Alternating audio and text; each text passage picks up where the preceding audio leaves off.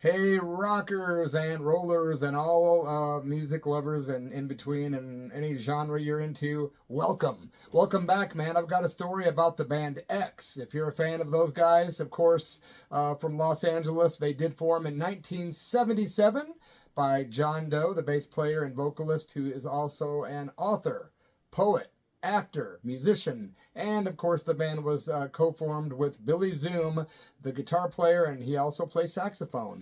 Both awesome, talented guys, and anyone that's a fan of the band X would probably appreciate meeting them, which I got to do on this occasion. And what this story is about. It's about meeting X, and I'm going to also give you the original set list they played that night, and any details I do remember. However, I'm going to throw out the disclaimer that I don't remember some things, so I'll let you know when I don't, so I'm not stepping on my own toes here. First of all, thanks a lot for those of you who have recently subscribed. Please take a moment to subscribe to the channel if you would. If you haven't already, give it a like at the end. You know, the little thumbs up down there below. And leave a comment, wouldn't be a bad thing. And share if you want.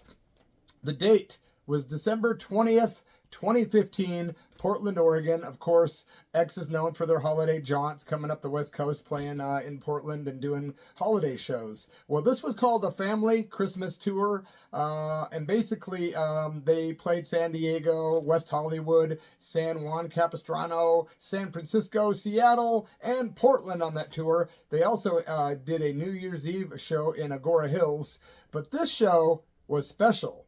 For many reasons, man. I got to meet a lifelong friend that I'm still really good friends with that day. And weird stuff happened too. Besides meeting the band and seeing the show, something really wacky happened, man. Me and my one of my daughters, Audrey, and my partner, Tracy, we went to see X, and we were parked very close to the venue. We got there in the early part of the later, or maybe mid-afternoon, because we knew that they'd be doing sound check, and we wanted to meet them. DJ Bonebrake from the band X has been a guest on my Church of Rock radio show at least 4 times, and John Doe has been a guest as well, and I'll get to that a little bit later when I talk about a special someone I'm going to talk about. But we wanted to meet them, and DJ Bonebrake told me, basically, we're going to be there at about this time. I'll be, hanging out. It'll be easy to catch us. So we got there a little bit earlier than that time, parked the car by the venue, and we went back to the venue. Well, when I was going back and forth to my car for various reasons, waiting for DJ, something really stupid happened, and I can't remember if my dog was involved, although I think Jet Dog was, but I'm not positive. But I do remember this. I locked my keys in my car right before the band was getting ready to get there. We had hung out with DJ Bonebrake, their drummer of X, who's been with the band since they started in 1977. And you know what, man? He was super cool. It was great to meet him in person finally, instead of just on the radio airwaves and on the phone. It was really cool to connect with him. I actually met him on Facebook a long time ago, and he's been on a lot. Thank you, DJ, if you see this video, which is highly doubtful. But you never know, right? Who isn't addicted to YouTube, right? Anyway, we hung out with DJ. He was really cool. He signed some stuff for us. We talked. It was real casual. He was really a nice guy. We hung out for at least 15, 20 minutes. And then I went to my car, locked the keys in, and I was in a state of panic, right? And we knew that Exene and John Doe were showing up together, and they were going to be showing up in any minute, let alone Billy Zoom, who I wanted to meet. I'd never met any of these people, man. Well, I go to the car, lock my keys in, I run back and tell my family, oh my gosh, I locked the keys in the car. Now, there's a chance the dog might have been in the car, but it was December, so if so, I was probably really freaking out for that reason alone. But I was also freaking out because I knew the band was coming soon and I was going to miss them, but I had to get the car open and get the dog out. I'm pretty positive that's the story. If I'm wrong, I'm wrong, but I think that's the story. Well, I called the place, a locksmith.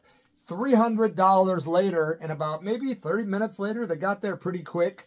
I got the keys out. The dog was rescued. Everything was cool. I ran my ass back to the venue, and right when I walked up, I see John Doe and Exene Cervenka, the original members of X, walking up the sidewalk towards the door they're going to go in to do sound check. DJ at this point had already gone inside, But we saw John and Exene, and they were super, super cool.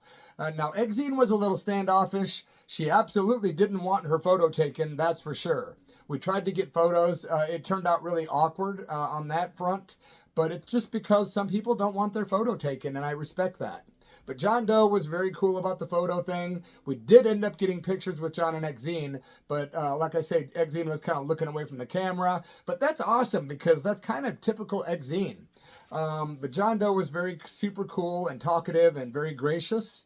And we did meet them, and they were very kind. And it was so bizarre for me, having watched the decline of Western civilization all those years ago, to be hanging out with these legends, man.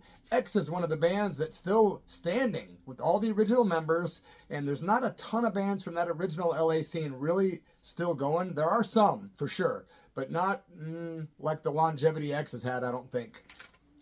What happened next was Billy Zoom ended up getting there last. Now, Billy Zoom had been suffering with bladder cancer, respectively, and he'd been undergoing treatment back in July of 2015. So 5 months later, he had dropped off some of the shows to take care of his health. And they raised a lot of money. The fans did, you did, and the band. Everybody kicked in to help Billy Zoom, and they raised over like 75 grand, I believe, 72 grand, something like that. Billy was back. And we were super excited, and we knew that he wasn't, doing great health-wise, but everybody was speculating whether it was really bad, was it going to be something really disastrous in the end, or was he going to beat this? Well, I'm happy to report, I think he beat it. If I'm wrong, I'm wrong, but he's still doing good today. Well, Billy Zoom was really cool, very talkative. He was talking about his shop that he has in California. I think he's got a guitar shop where he repairs guitars, I believe. Somebody correct me in the comments if I'm wrong about that, but I think that's what he told me. Well, it was really funny because when I met him, I gave him a big stack of vinyl and CDs by the band X. As you can see, I've got a bunch of the CDs right here, and I have a bunch of vinyl too somewhere. I probably should have looked for those to put behind me. Oh well.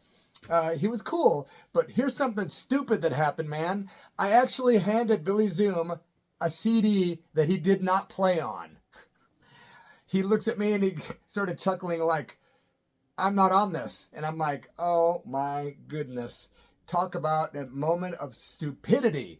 And then I found out later that Dave Alvin from the Blasters was with the band for a while, but he dropped off right before the album came out that I handed him, which was called See How We Are. So I found out later that Dave Alvin did play on some of that record, and that the album was primarily, I think, Tony Gilkyson. Gilkyson, okay? Gilkyson, there you go. I got it, man. Tony Gilkyson, who was in the band Lone Justice. Remember them? Were they kind of like cowpunk or what, man? I loved Lone Justice. Haven't heard them in forever.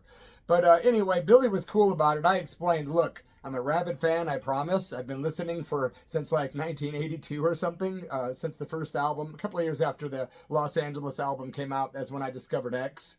I'll admit it. And I told him that I just didn't know you weren't on this. He said, no problem, pal. It's no big deal. He just thought it was funny that I was embarrassed as much as I was. It was really cool to see Billy there. But I got to say thank you, Billy, for showing up to these gigs that you did show up at. What a man. What a trooper to have bladder cancer and go through chemotherapy and say, I'm going to go play rock and roll. Another great thing that happened before the show, after we met the band and, hung out and embarrassed myself, locked my keys in my car, stuff like that.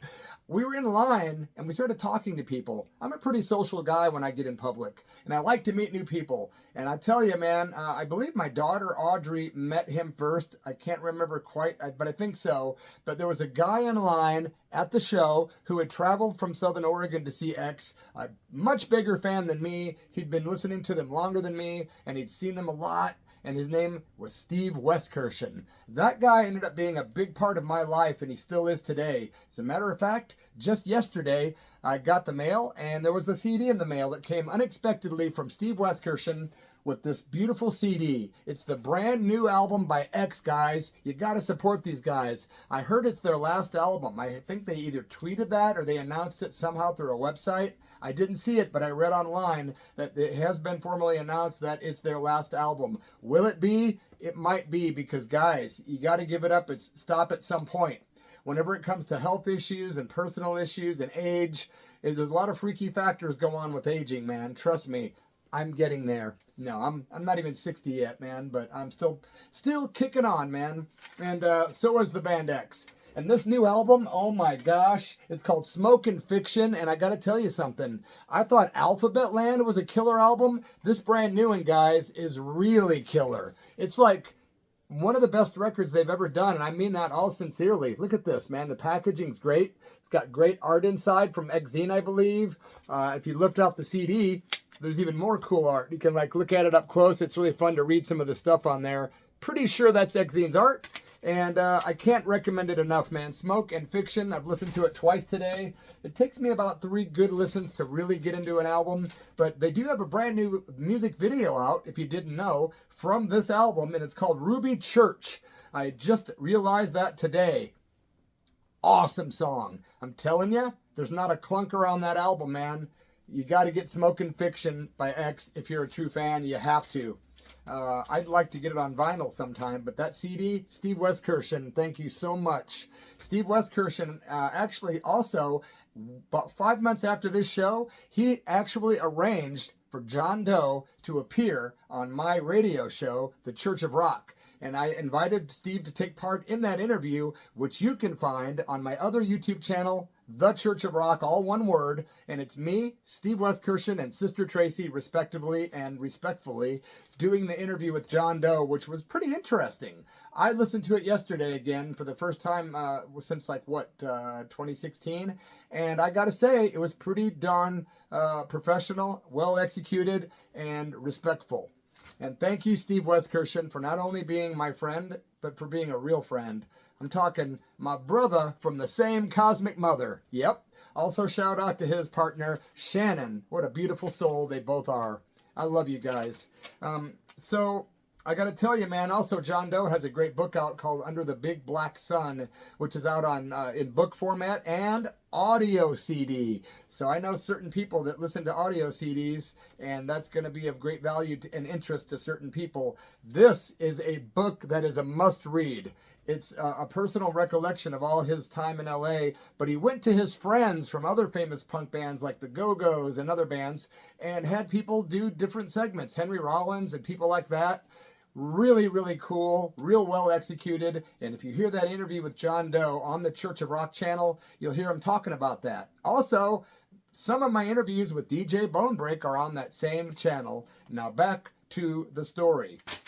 That night, the band played, and they played long. It was awesome. They're not a band that talks a lot in between songs a lot. You know why? Because they like to really pump out the music and play as long as they can and go from one song into the next. Yeah, there was a little bit of light patter from the stage that I remember, but the place was packed. The Star Theater was packed. This was like a week before Christmas. Everybody was in a good mood. It was awesome, man. And I was so excited. The air was electric that night. I had never seen X. Now, I did see him one time after that, and that story's coming soon on my channel too, guys.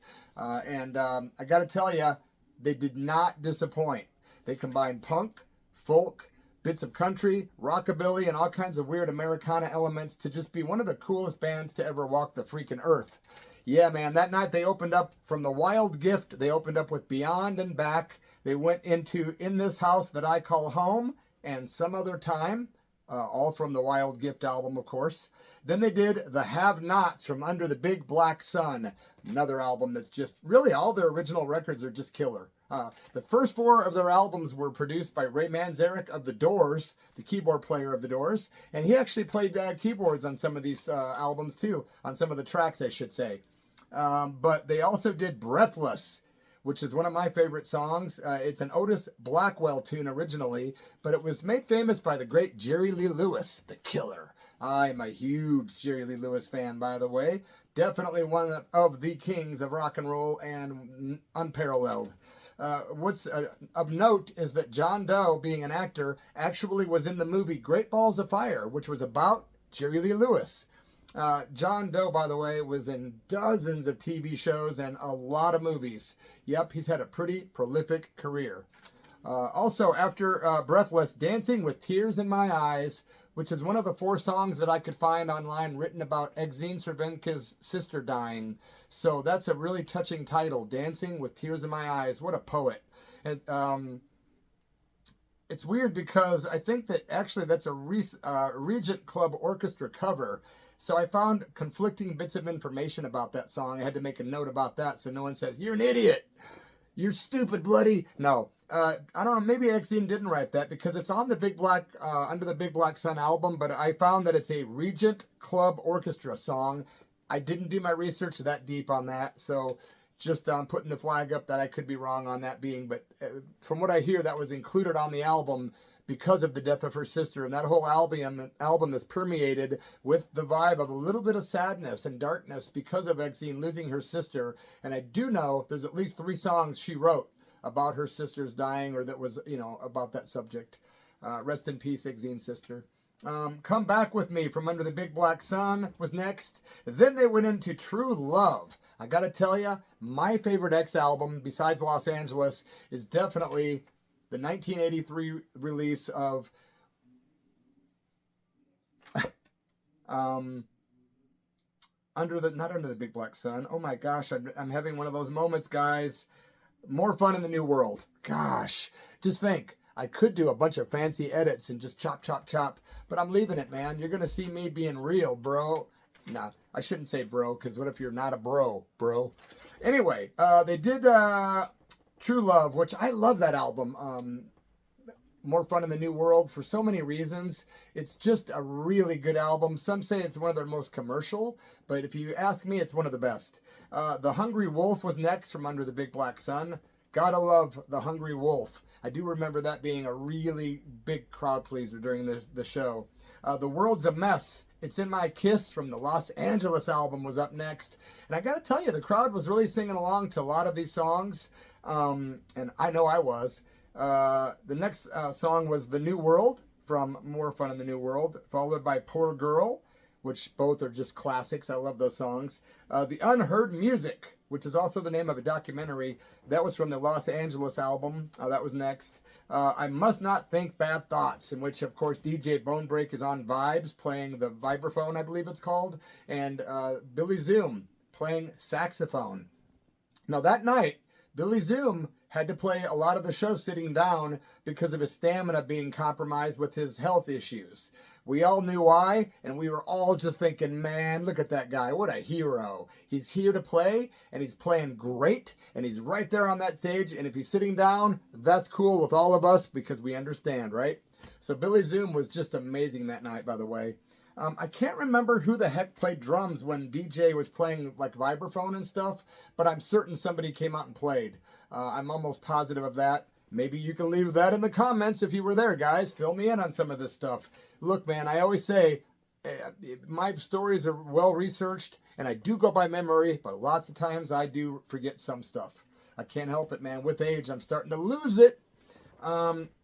I Must Not Think Bad Thoughts, of course, it was beautiful. Your Phone's Off the Hook, But You're Not. That's another classic X song from Los Angeles, and a great title. Think about it. Your phone's off the hook, but you're not. In other words, you can take that phone off the hook, but I'm still coming over with a rolling pin to knock you upside your head. No, I'm kidding. Los Angeles, title track from that great album, was next up, and the place was going nuts. Just a classic. We couldn't wait till they got to the stuff from the first album. Then they did Sugar Light, also from Los Angeles. They did I'm Coming Over from the 2001 bonus track of the Los Angeles album. Also, It's Who You Know from Wild Gift was up next. Then they broke into their awesome rendition of Soul Kitchen by The Doors, which, again, produced by Ray Manzarek. Did you know that Ray Manzarek also returned in their lives after those first 4 albums for the 1997 recording of Crystal Ship, when X did the cover of Crystal Ship by The Doors for the X-Files soundtrack, Fight the Future. Yeah, you can find that on YouTube. It's an excellent rendition. They did an encore. When they got done playing Soul Kitchen, everybody was still just fired up. It was very electrical in the air, and we were just like, yes, how many songs will they play? We know they're coming out. It was a total Christmas vibe. They were telling people Merry Christmas. It was just a great thing, man. They came out and did White Girl, another one of their big-time classic X songs from the Wild Gift album. I love White Girl. That's such a beautiful song. Also, Nausea was up next from the Los Angeles album. That might be my favorite, all-time favorite X song, actually. Nausea, and Devil Doll from my favorite album, More Fun in the New World. Devil Doll is a very catchy tune. That did conclude the show that night. I got to tell you guys, man, there's parts I'm forgetting. I think DJ Bonebrake played marimba, maybe, but I know he played vibraphone on more than one song, I believe. Again, if you were there, fill me in on the gaps that I kind of forgot, guys. But yeah, having locked my dog in the car, having asked Billy Zoom to sign the wrong album, those were kind of wacky things that happened. But getting to meet Steve Weskirchen, getting to hang out with my family at a Christmas punk rock show was priceless. That's why I thought, you know what? I'm going to go ahead and do some stories from the 2000s and not try to go back to the 70s, 80s, and 90s all the time. I got a lot more coming, man. I really do. Things have just been a little rough for me. I'm trying to keep things together. There's a lot of things going on behind the scenes. But everything's going to level out because like my mother always said, things always work out. Don't worry, it'll work out. The don't worry part is the part I have a problem with. Thank you so much for watching this video. I appreciate each and every one of you guys. I truly do.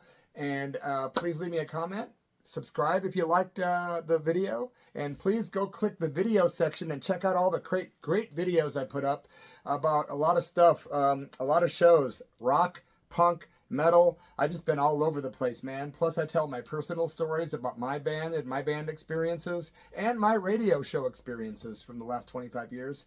Thank you so much for being here. I'll be back again soon. Stay healthy, stay safe, keep it real, and rock on, and long live Exene Cervenka, Billy Zoom, DJ Bonebrake, and John Doe, and may X's music forever permeate in every one of your hearts. Cheers.